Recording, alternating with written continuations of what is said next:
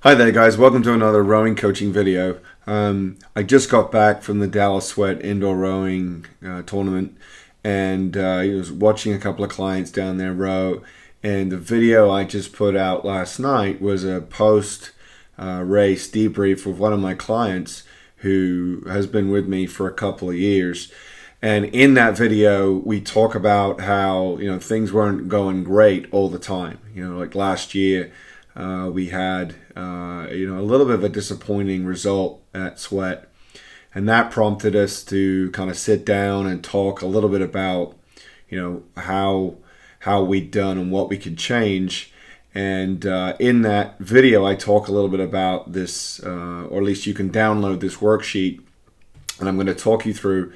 My motivation for this video is to kind of show you the process that I would go through, and there are many other processes that you can go through, but this process is the one that I found very helpful. Kind of hit the pause button after a competition or a race, or even in the postseason. So this is a worksheet that can help you kind of pick apart what went right, what went wrong, and really just be honest with yourself about how your racing has been, or your communication with your athletes if you're a coach watching this. So very, very straightforward. It just kind of takes you through all the different factors that play into a performance or a season.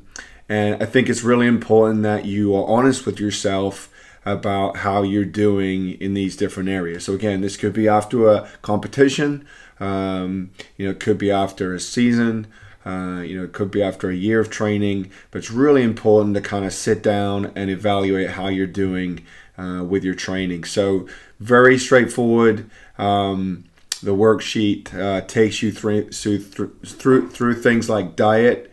Are you eating right? Are you hydrating? What sorts of things are you consuming? Are you really giving yourself the best chance to perform well? Sleep and rest.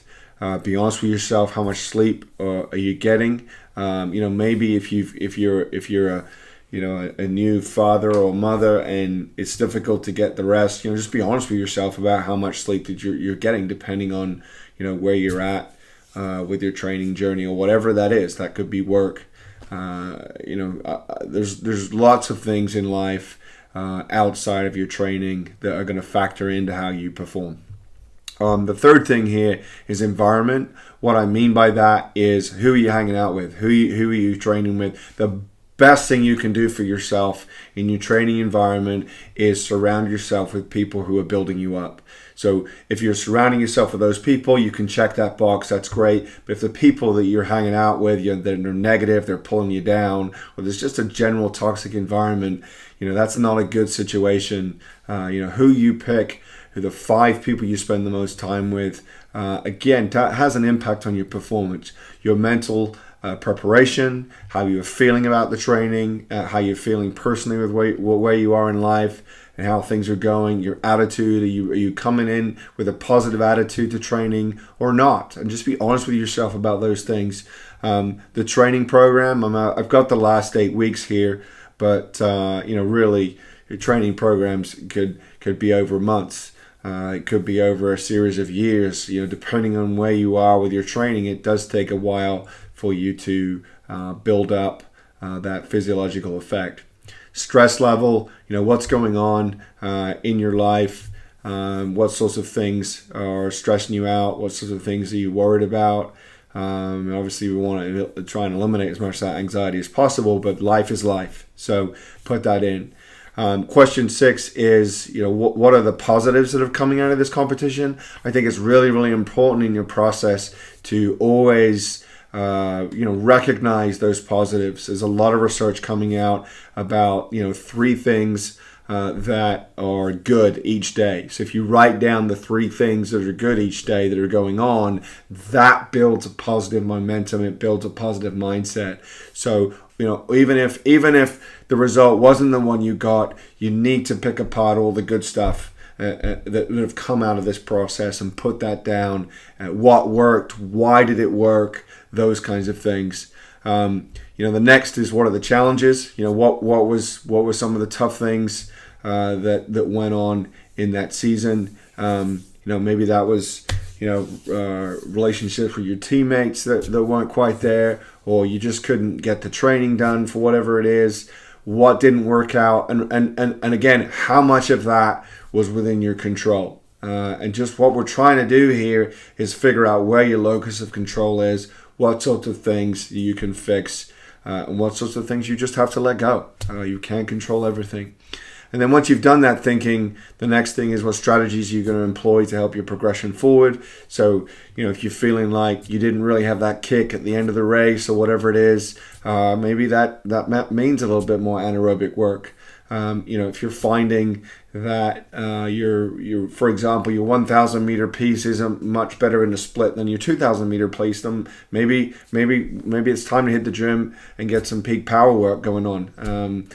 All these different things playing into your performance, but just be honest with yourself about what it is you can change. Because my point with this whole activity is, sometimes we can just kind of keep going in life and not really stop to think about what are the things we can do to improve where we're at. If we just keep rolling and expect a different result, well, that's kind of a madness in itself.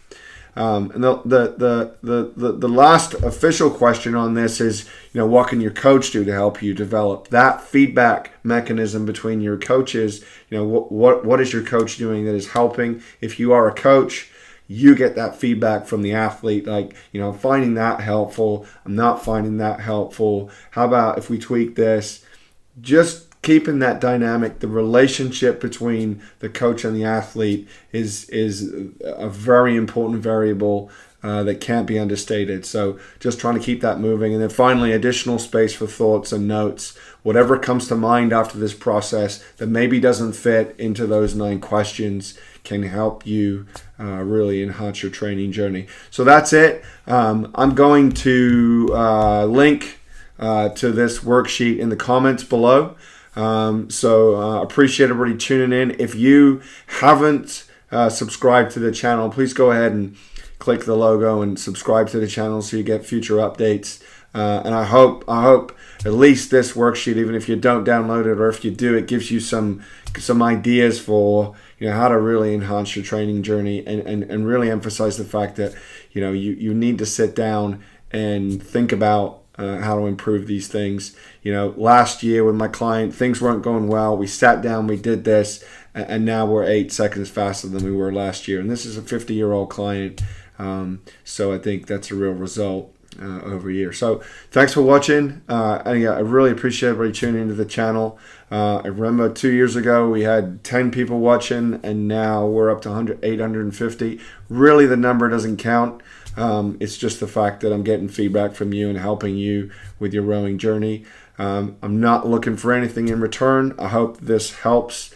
But if you would be kind enough, if this has been helpful, to share my content with others who you think would benefit, or leave me a piece of feedback saying if it was helpful or not, that's more than enough payment for my time. So thanks for watching. I'll see you on the next video. Thanks.